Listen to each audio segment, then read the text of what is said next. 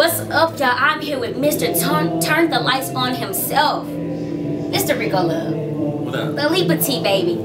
Thank you for not curving me. Thank you for letting me come through and just talk to you for a minute. I promise I won't take up too much of your time. Your family is all up. Thank you, Mr. Turn the Lights On, baby. So I want to, like, for everybody who doesn't know, you know, some people act like they don't know.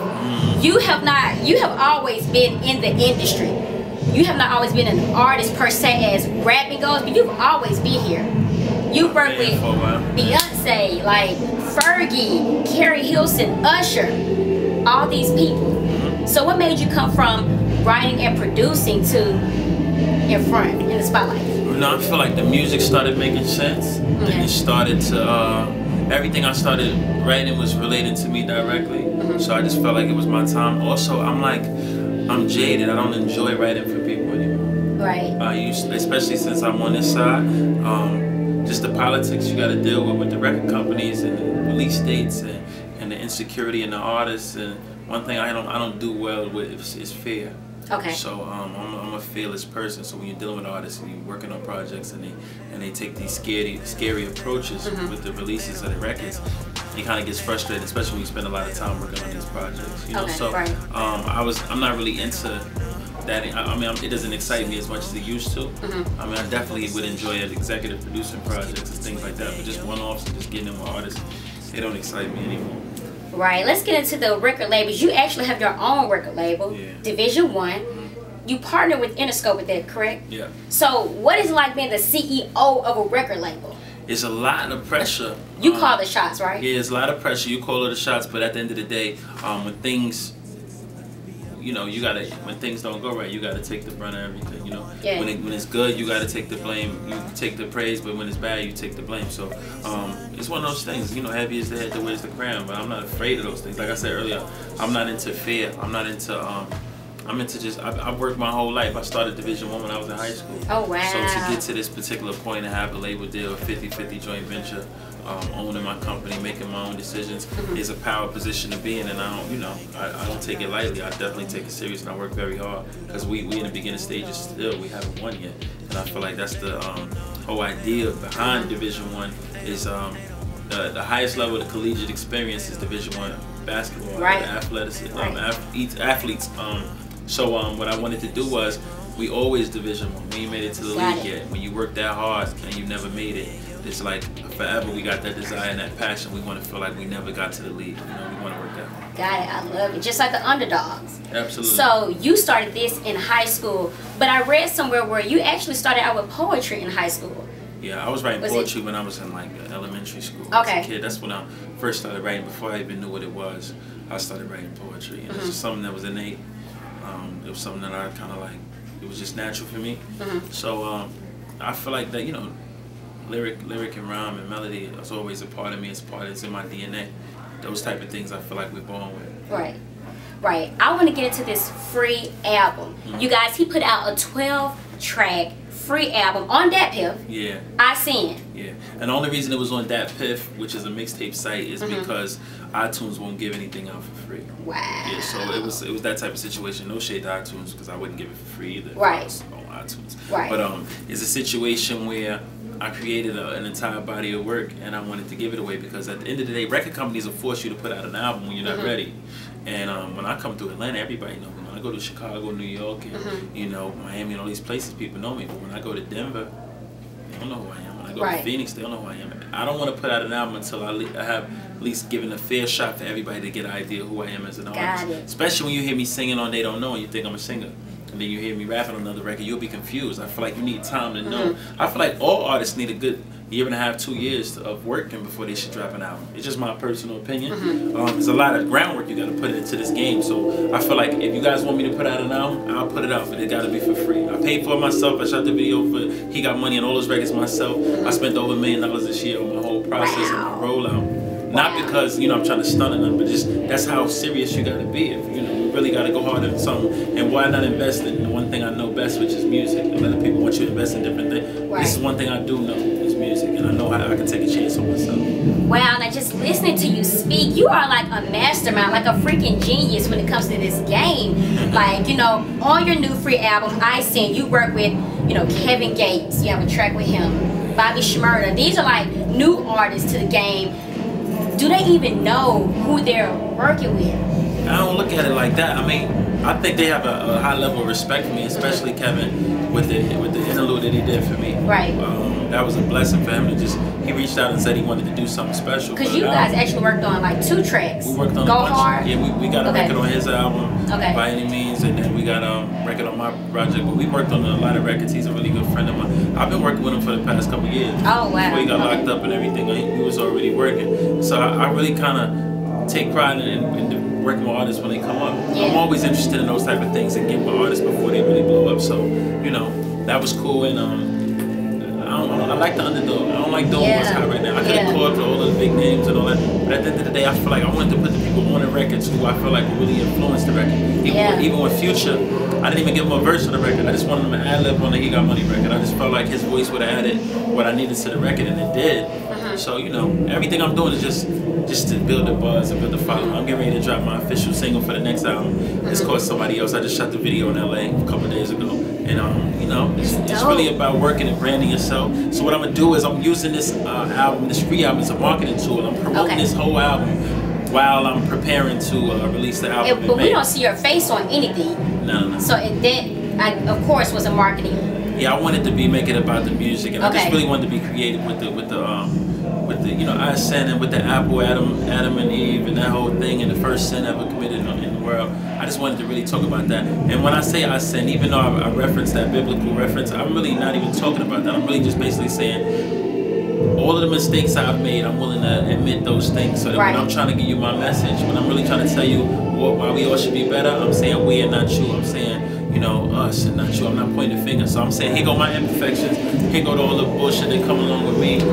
And so you can't point the finger later and say, well, you know, he cheated on his baby mama. Right. I told you that already. Right. So at the end of the day, we admit all our flaws. We're not glorifying our imperfections. We just acknowledging that we have them. Right. Now, when we first heard you, you know, on the radio, we heard that was my jam right there. That was huge. And then you came out with Bitches Be Like. Yeah. Like, those 2 songs, like, top everything. So I want to know, what's the recipe, or how do you keep that momentum going? You released 1 track, it was a hit, but your second track, excuse me, was even bigger. Like, what's the recipe to keep that momentum going? Well, I'm not afraid.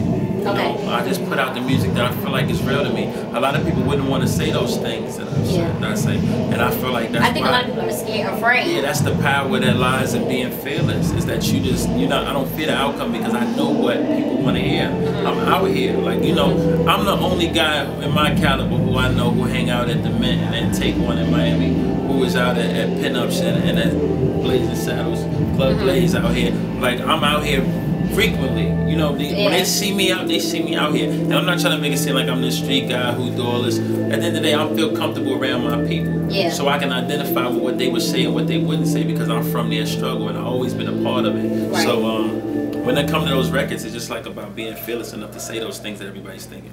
Right, right. Now, I follow you on Instagram, and I know, you know, your main purpose is to show people you ball out. Yeah. And the pictures are to prove it and to show it. You know, I ain't balled out in like 97 weeks. What? 97 weeks? You gotta look at my Instagram. I don't even be flexing no more. I talk about my kid.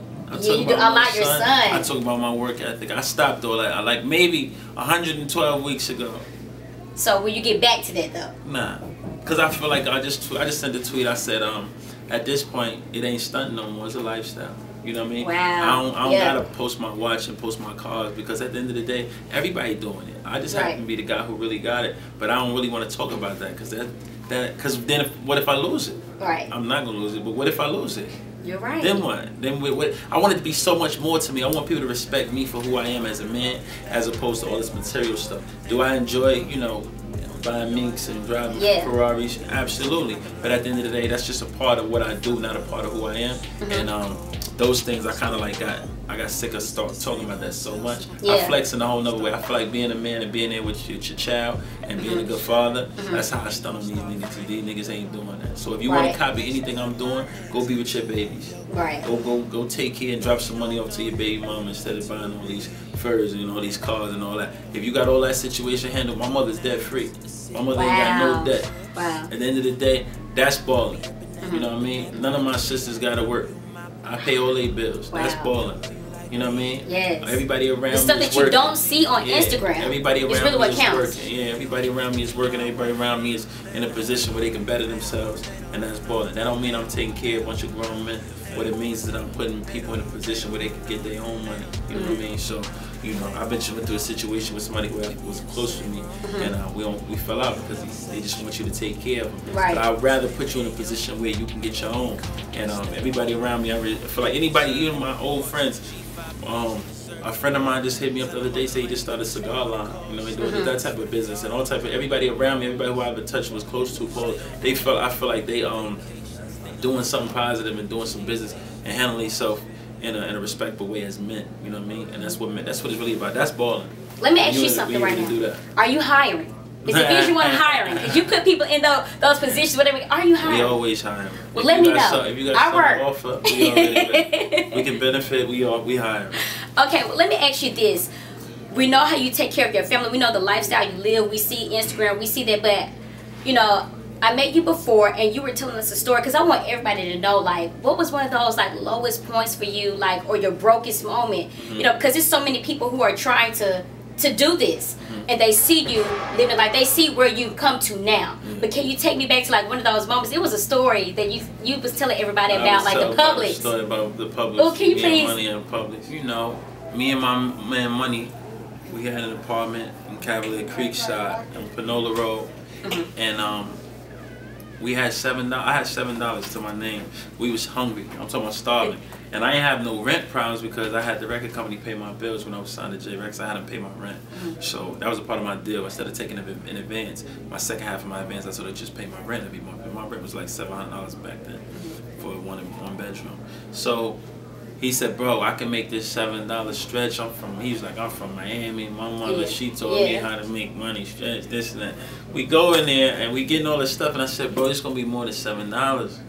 And we got up there and we put the third item up, and they said like $6.80. I told him, I said, if it go over $7, I'm walking out. I'm not gonna put the stuff back. So as soon as it said $6.80, I walked straight out the door. You left him? I gave him the $7. I walked straight out the door, right? So we get to the house. I get the check in the mail. This before I had direct deposit. I would get the royalty check in the mail. So I'm like, you know, this got to be something because I'm fucked up. You know what I mean? So I need, you know, and it said $175. So I'm like, fuck. You know, I threw the check down. I was pissed off. I was, you know, and he went and grabbed the check. He said, nigga, this $175,000. And I said, nah, you bullshit. And I grabbed the check, and it was $175,000. And so what did y'all go eat after that? What? Magic City. Nah, we really was foolish with it. But at the end of the day, it just shows you how fast life can change for you. And we just was working. Like, we ain't even. That was funny to me when I walked out of there with the $7. It wasn't even a moment in my life where we was crying about it. We were just like, oh, we hungry. We got to make this $7 work. And I really feel like that was one of the happiest times in my life. It was a struggle, but we was always laughing. We had shit, but we was laughing every day. We was having fun. I feel like when I started getting money, that's when it started getting whack. You know what I mean? When it started getting serious, because nobody, you know, it's just not real. A lot of things are not real. That's why I didn't have. When me and my friends kind of separated, we didn't break our friendships. We kind of separated. I didn't get new friends. I'm a loner because of that. Because what happens is, it's just hard to trust new people. You go through all type of stuff. But that was one of the times in my life where I could look back and say, wow, you know, it really was real. It was a real situation, and it turned around like that. Like literally walking from Publix back to the house, getting a check, and seeing 175 grand was like, you know, a big difference. You know what I mean? And then life just kept going up from here, and it's gonna keep going up from here. Wow. Let me ask you this: do you feel like you've reached a level of like if I didn't do this, if it never happens again, I've done it all. I've done what I wanted to do. No. Have you reached that level yet? No. Okay. I ain't done enough yet. Because people, if you talk about money, then that's different. Because I don't live by money. You know what I mean? That's whack. That's corny. You know what I mean? Because you could win a lottery and then you still corny, nigga. Like, what is that? I just feel like I used to love money so much, and I realized that it just don't mean nothing. So what I really love, I want to be the greatest more than I want to be the richest. I want my son to grow up and have a beautiful life. You You know, I want my family to be good. That's more important to me. Obviously, money helps me with that, but I'm not in a position yet. I look at Quincy Jones. I look at Phil Spector. I look at Diane Warren. I look at Smokey Robinson and McCartney and Lennon and all those guys. Those Leonard Cohen and Harry Nilsson and these amazing songwriters who've done so much. And I look at myself and I can say, bro, you ain't did enough. So. But to us, we feel like, man. But my job is to show you that it's greater. Okay. See, I might be your peak, but this ain't my peak. I'm telling you, this might be where you see it being great. I see it. I'm blessed. I'm not trying to take it for granted, but it's so much more because when you it's like when you run through. I did Runyon Canyon in LA. Anybody who does the mountain, who does the hike, they'll get to this one particular point and you think you made it. Then you look up and you're like, damn. But you don't realize how much higher it is until you get to that level. Right. Like from this level, you just look it up and you see this rapper. You like, oh man, if I get to his level, and you get to that level, you like, what? Yeah. This ain't even nothing. Let me get up here. You just go further, you realize there's so much more. It just never ends. I look at Puff. Nobody work harder than Puff. He's a billionaire. Right. Nobody work harder than him. So it ain't no way I'm gonna run around. You know, I just bought this super mansion and then with all this estate, all this, you know, this huge house, 15 bedrooms, and I'm like, oh man, I did it. And then Puff just bought one for 40 million. So I'm looking like, as soon as I got to the mountain, and started looking around, I realized, damn, he's still up here. Right. So at the end of the day, I just want to work that hard. And not for the material things. It's really more about conquering. And that's what it's about for me. Okay. I have one more question. I just want to know your favorite artist that you've worked with thus far and your most, I don't know if I want to say favorite or the song that you've written that was just it for you so far. Usher, the greatest artist. Usher, the greatest artist. Okay. I wrote a song called Dive for Usher. And it wasn't a big hit, but it was one of my favorite songs because in my mind I wrote it for Michael Jackson.